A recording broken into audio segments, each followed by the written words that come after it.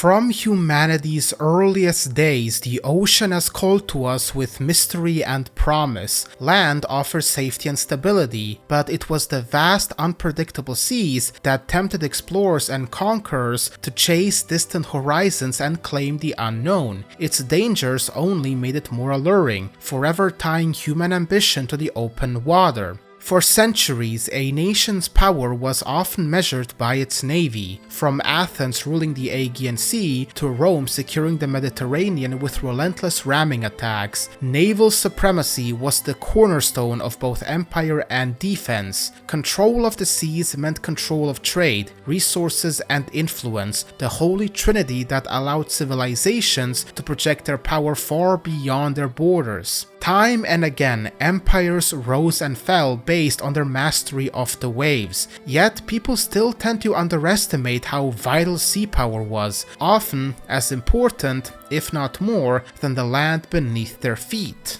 Among all the great naval powers, none stood taller than Britain. Its dominance was summed up in the phrase, "Britannia rules the waves." It was not an empty boast, but a reality even rivals accepted. Through the 18th and 19th centuries, the Royal Navy's reach spanned every ocean, allowing Britain to build an empire where the sun never set. While other nations saw navies as secondary to their ground forces, Britain did the opposite. The fleet was the heart of its global might. For centuries, no one dared challenge it. Even Napoleon knew such an attempt would bring swift defeat. Or so it seemed, until a new challenger stepped forward in the early 20th century, the German Empire.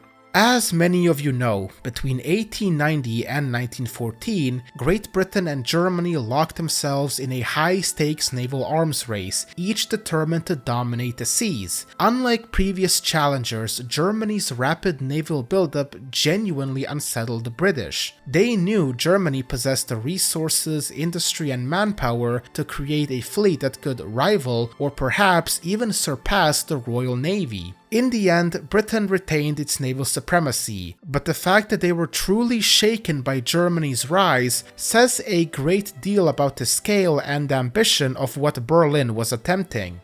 Now, at first glance, this might seem like just another classic rivalry between two great powers, but the Anglo-German naval arms race is unique in how controversial it remains. Many historians still regard it as a key prelude to the First World War, one of the main forces that drove Britain and Germany apart. The traditional story goes something like this. Kaiser Wilhelm II dreamed of outbuilding and outgunning the Royal Navy. To that end, he poured billions of marks into constructing a vast fleet of warships and battleships, vessels which, in the end, served little practical purpose. The British saw this expansion as a direct threat. Relations between the two empires deteriorated sharply, and Britain was pushed into closer ties with France and Russia against Germany. The result, according to this view, was that Wilhelm not only failed to surpass Britain at sea, but also handed his most dangerous adversaries a powerful ally. It is often said that, had he abandoned these quote-unquote foolish dreams of naval dominance and accepted Germany's place, the course of history might have been very different. For many, the arms race still ranks among Wilhelm's greatest blunders, if not the single worst mistake of his reign. But when I began researching Wilhelm II and his era several years ago, I started to see this whole episode differently. Very differently. In fact, the more I dug into it, the more I realized that the naval arms race was far more complex than the usual narrative suggests. I touched on this briefly in my earlier documentary about Wilhelm, but there were too many layers to fully explore in that format. So, in this video, I'm going to break it all down. The real nature of the naval arms race, the overlooked factors, and why it wasn't the straightforward prelude to war that many claim. If that sounds intriguing, stick around. I think you might walk away with a completely different perspective. Before we dive in, this video is made possible by all the generous supporters on Patreon. If you'd like to help me keep this work going, and maybe help me secure a bunker for the inevitable nuclear war, you can check out my Patreon down below. In return, you'll get some nice perks, like having your name featured in the credits and getting early access to new videos 2 days before they go public. Thanks for your support, and now, let's jump straight in.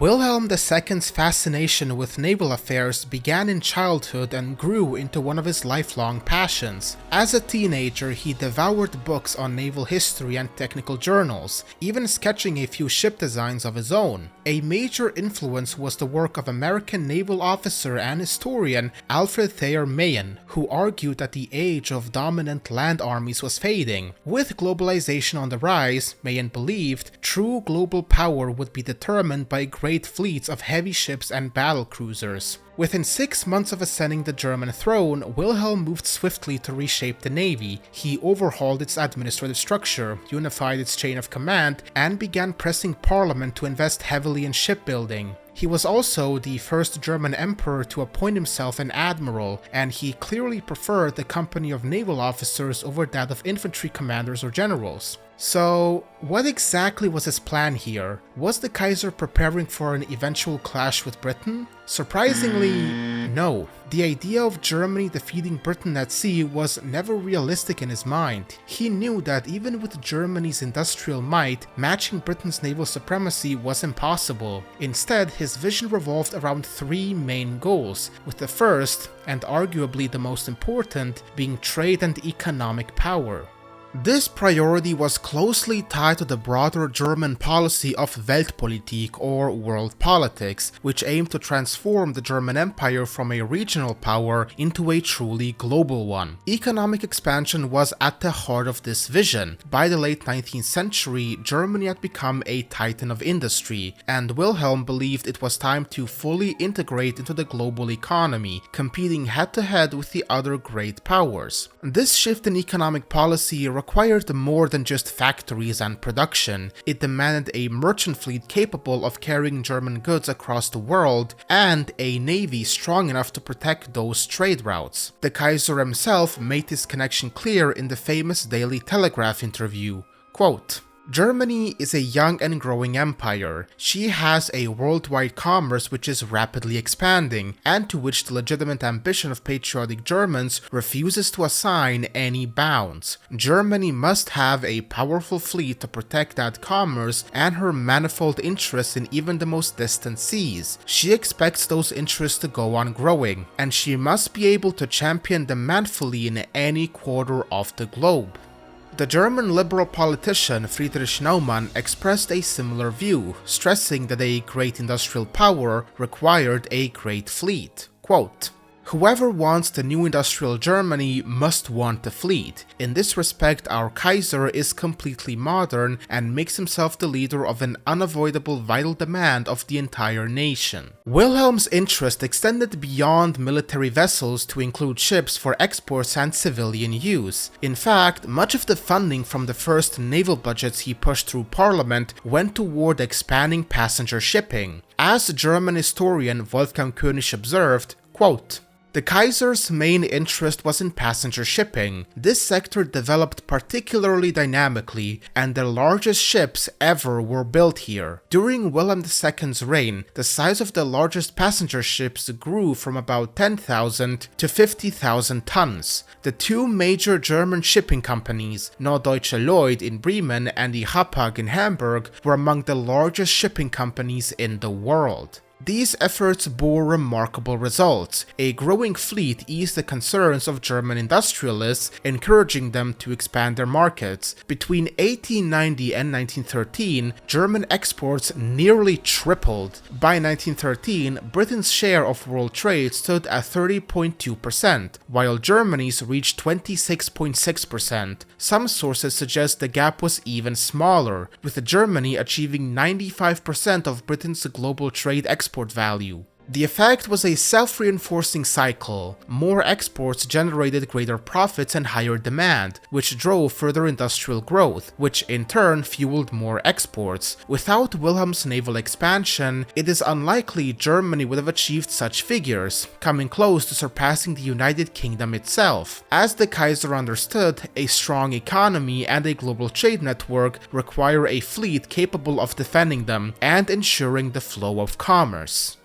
The second reason for building a fleet was diplomacy. Wilhelm, influenced by Alfred Thayer Mahan and his own upbringing in England, understood from studying the Royal Navy that diplomatic crises could often be resolved faster with warships than with soldiers. Britain's gunboat diplomacy made a deep impression on him. During the Cretan Revolt of 1897, he watched with envy as Britain resolved the crisis through a diplomatic convention and reasserted dominance in the Mediterranean, without sending a single soldier. Commenting on a report from the German envoy in Athens, he wrote, quote, "Here again one can see how much Germany suffers for the lack of a strong fleet. If, instead of one ship, we had a strong cruiser division with armored cruisers off Crete, Germany could, alone and on her own initiative, have blockaded Athens without delay and thereby drawn in the other powers and forced them to participate. In the event, nothing happened, and the one who has crossed all plans, paralyzed all will to action, who is therefore deserving of consideration, is England, because it has the strongest fleet.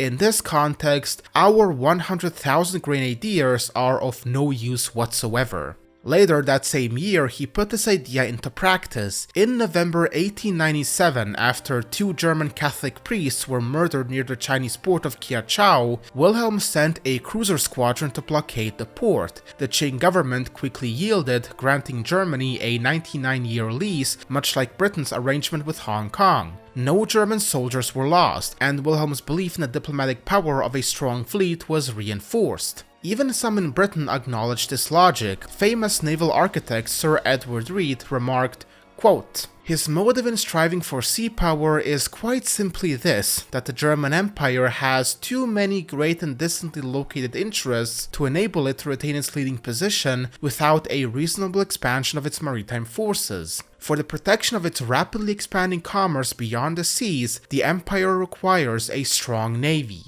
And the third reason might surprise you. It was to get closer to the United Kingdom in a friendly way. Despite how Wilhelm is often portrayed today, he was in reality a committed Anglophile who admired nearly everything stamped with Made in Britain. One of his constant diplomatic goals was to secure an alliance with Britain, ideally bringing it into the Triple Alliance alongside Germany, Austria-Hungary, and Italy. His mother, Princess Victoria, made this clear in a letter to Queen Victoria, writing about her son's hopes for Anglo-German cooperation. Quote, "He believes and hopes that England, in respectful acknowledgement of Germany's growing naval might, would eventually decide to attach herself to the Triple Alliance. I do know for a fact that Wilhelm is most anxious for a rapprochement with England, and hopes with all his heart that England will come forward in some sort of way and meet him halfway." The logic was straightforward. If Germany could build a capable navy, Britain might see it as a competent partner, an ally they wouldn't need to constantly bail out. At the same time, Wilhelm knew how sensitive naval matters were to Britain, so he aimed for a balance, a fleet strong enough to command respect, but not so large as to provoke outright hostility. Christopher Clark, in his book on Wilhelm II, notes that in 1895, when the Navy reached its quote-unquote peak as the Kaiser envisioned, shipbuilding was permitted to stagnate, but not only that, there weren't any new ships coming out. Quote, "Shipbuilding was permitted to stagnate, with the result that by 1895, according to a report from the Admiralty, the German fleet was in absolute and relative decline. There were occasional flashes of enthusiasm for a more ambitious fleet strategy, notably in 1894 during the Sino-Japanese War, but for the most part, Wilhelm's ideas on defense continued to be dominated by the prospect of a territorial war in which the Navy would play at best a secondary role. Around this time, in another interview, Wilhelm warned of Japan's economic rise and the possibility of war in the Pacific. In such a conflict, he declared, Germany would stand alongside Britain, and that the Royal Navy would be glad of German strength at sea. Quote, When the German and British squadrons are fighting side by side, England will rejoice over the fact that Germany had a strong navy. So, these were the three guiding purposes behind Wilhelm's naval policy: a fleet strong enough to protect German trade around the globe, a fleet capable of resolving diplomatic crises quickly, and a fleet impressive enough to make Britain see Germany as a valuable ally. Now, you might be wondering, if that was the plan, what about the naval arms race? Germany clearly started building battleships in direct competition with Britain. Doesn't that completely contradict the Kaiser's strategy for closer relations? The answer is that somewhere along the way, a wrench was thrown into the machinery of Wilhelm's vision, one that would completely redefine the purpose of the Imperial Navy. And it all began with the rise of a certain admiral, Alfred von Tirpitz.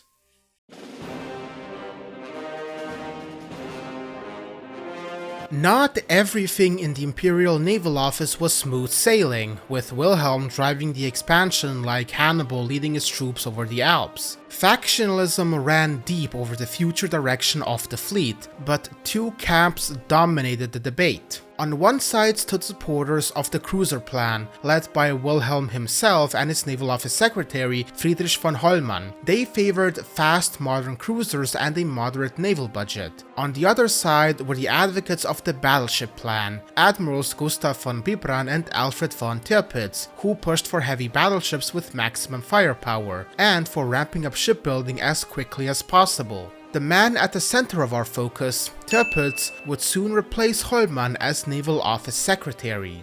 Tirpitz agreed with Wilhelm on 2 points. The Navy should protect trade and handle diplomatic incidents. But their third point of divergence, the attitude towards Britain, would change everything. Wilhelm saw the Navy as a bridge to closer relations with Britain. Tirpitz saw it as a deterrent to the Royal Navy. He shared the Kaiser's belief that Germany could never surpass Britain in naval strength, but insisted Germany could at least build a fleet strong enough to make Britain think twice before engaging, for fear of heavy losses.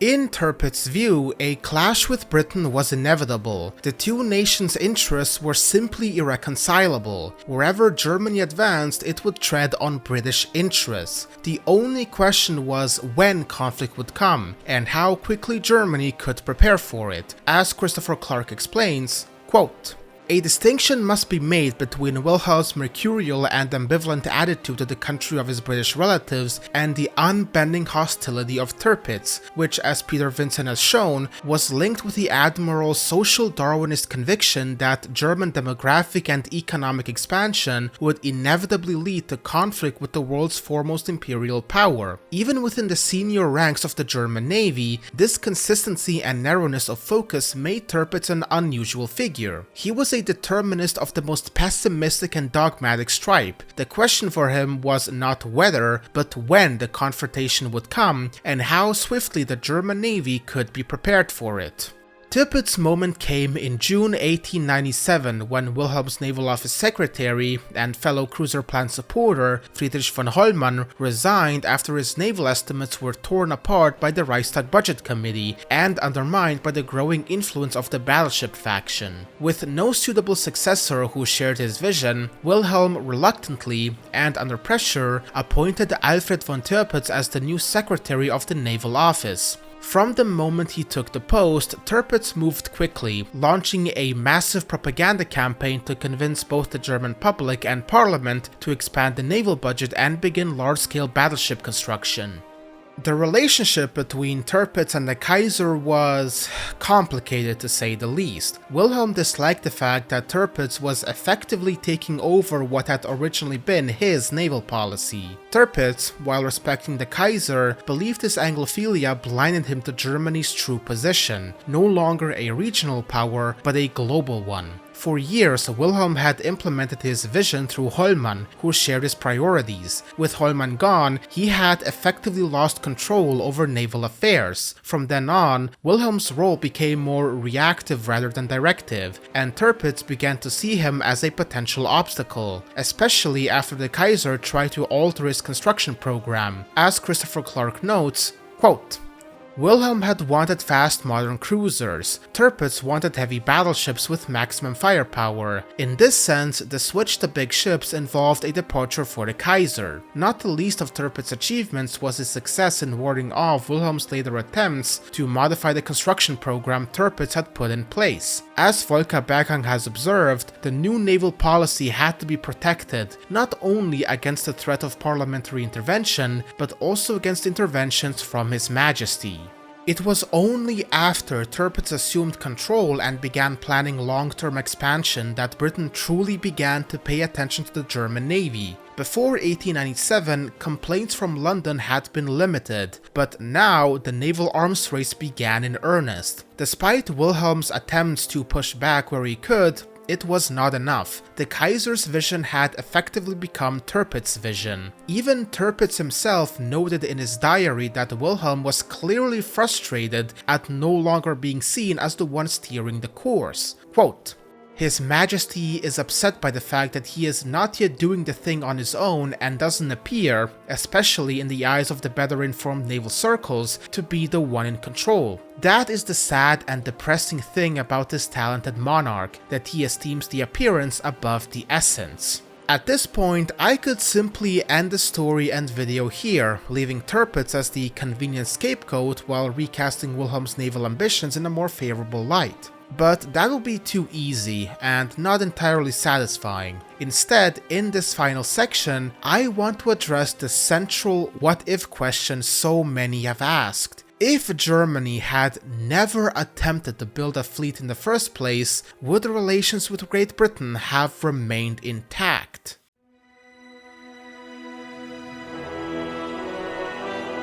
To understand the roots of Britain's later tensions with Germany, one must first grasp how the unification of Germany in 1871 completely upended the European balance of power. For centuries, Germany, quote-unquote, had been a patchwork of small fragmented states, a weak political center that served as the battleground for greater power-seeking influence, from Austria and France to occasionally Britain in the north. But when this fractured center suddenly fused into a single powerful nation with vast industrial potential, it sent shockwaves through Europe's geopolitical order. Practically overnight, a new great power had emerged. Future British Prime Minister Benjamin Disraeli captured the magnitude of this change in a speech to the House of Commons in February 1871, while unification was still underway, calling this event more important than the French Revolution, and that every principle of British foreign affairs had been thrown out the window.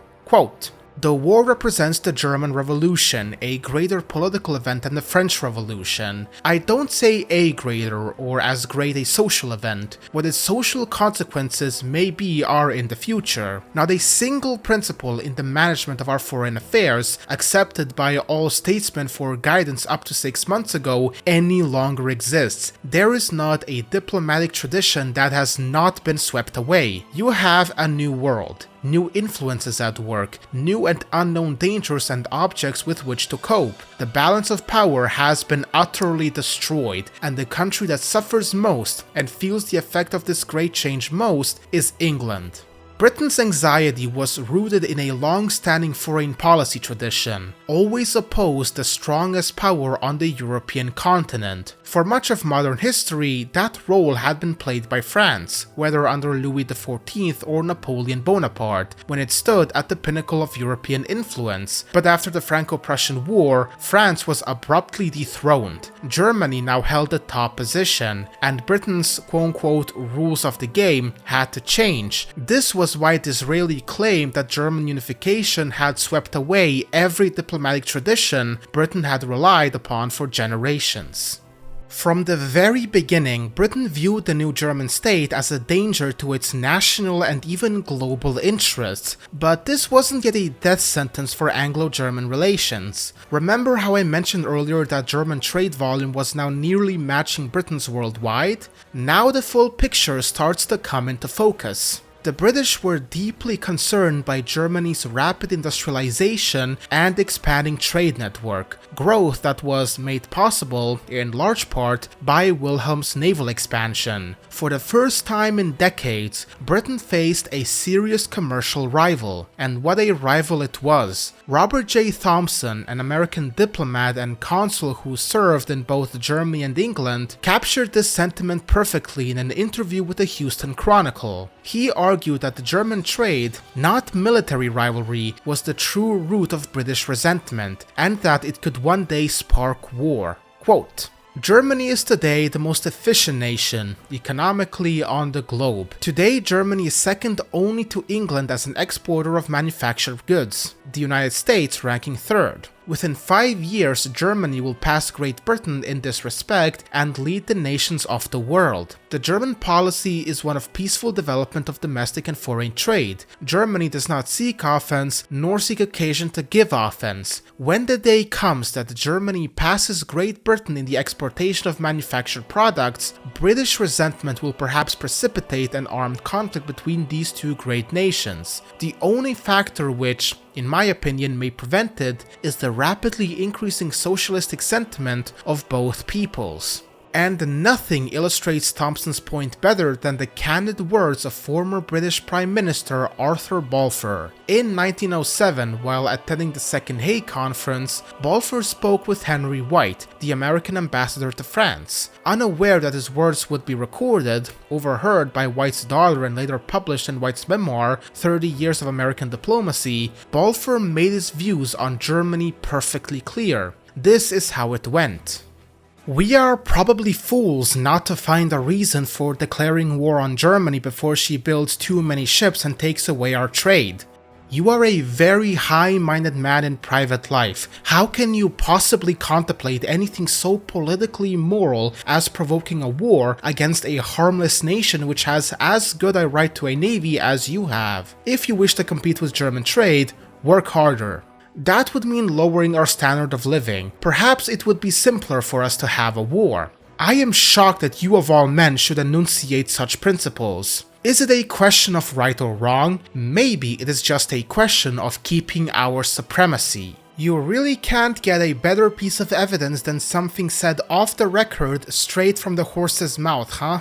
This is also the conclusion Christopher Clark reached. In his biography of Wilhelm II, he posed the same question. Would Anglo-German relations have remained intact if Germany had never attempted to build a navy? His answer was clear. Quote, It is questionable, in any case, whether a less confrontational naval policy would have averted German alienation from Britain over the long term. For it was not just the naval race, but the entire spectacle of Germany's titanic industrial and commercial expansion that triggered British anxieties and suspicions. The naval chief of staff, Albrecht von Stosch, was not far off the mark when he observed in February 1896 that the quote, fury of the English against Germany had its real explanation in Germany's competition on the world market. In other words, the real source of British unease was never the navy itself. No matter how much Wilhelm or Tirpitz expanded the Imperial Navy, Britain knew it could never truly rival the Royal Navy, whose dominance rested on centuries of experience. The real threat lay in Germany's economic challenge to Britain's global supremacy. In my view, the Navy simply became the official public reason for London to distance itself from Berlin, an opportunity Tirpitz's policies conveniently provided. No one would openly admit to opposing a nation because of its economic competitiveness, and so the myth of the Anglo-German naval arms race took shape. Seen from this perspective, perhaps Tirpitz was right all along. German and British interests may never have been reconcilable, especially with Germany emerging as such a formidable export power. If deterioration in relations was inevitable from the moment of unification in 1871, then there is little argument against Germany building a fleet capable of defending itself, even if that meant challenging Britain at sea. In that light, Tirpitz's reasoning was not entirely misplaced, and compared to Wilhelm, he was a realist who understood Germany's position. For over a century, the popular image of the Anglo-German naval arms race has been one of a reckless Kaiser, blinded by vanity, chasing an impossible dream of outbuilding the Royal Navy, forcing Britain's hand and leaving her no choice but to side with the Entente. It is a neat story, easy to grasp and politically convenient, but it is also misleading. The deeper truth lies not in battleships and shipyards, but in the quiet, relentless march of German economic power. Britain's real unease was born from the sight of a once fragmented land transforming into a unified industrial titan, pushing into markets the British had long dominated and matching their global trade almost pound for pound. The naval buildup, especially under Tirpitz, was the perfect public pretext, allowing London to frame its shift towards the Entente as a defensive necessity rather than an economic rivalry in which it feared losing ground.